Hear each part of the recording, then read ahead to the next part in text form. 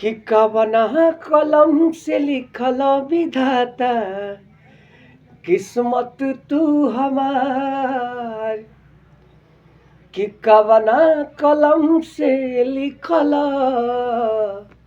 विधाता हो तू हमार। गैर त सब गैर ह कि गैर त सब गैर ह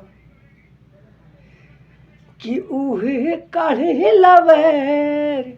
हम जेकरा से करिले प्यार, जेकरा से करिले प्यार नइखे समझ में आवत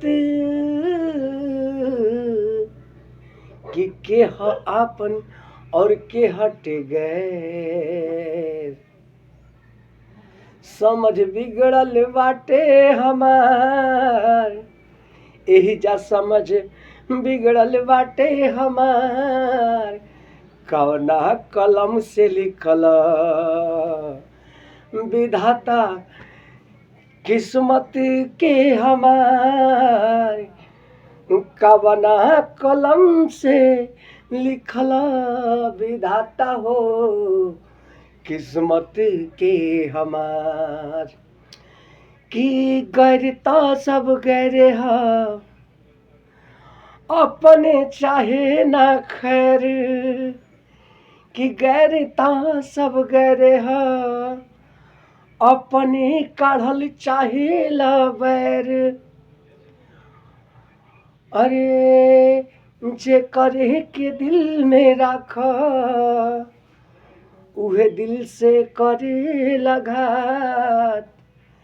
न समझेला हमर जज्बात, समझे न हमर जज्बात। त गैर त कुछ देर साथ चले अपने छोड़ावे हाथ। कहे भोला ई हमरे साथ, कहे होला ई हमरे साथ। तब कवना कलम से किस्मत विधाता लिखनी बताइया। तब कवना कलम से, तब कवना कलम से किस्मत हमार लिखनी विधातया, लिखनी विधातया। जाति जे के हम आपन मानी, कि जाति जे के हम आपन मानी उहे सबसे ज्यादा उड़ावे मजाक। दोसर त आके खाइयो लेला, उ खा के करेले आके घात। कि दोसर त खा के चली जाला अपने खा के करेले घात। कहे होला ई हमरे साथ, होला हमरे साथ।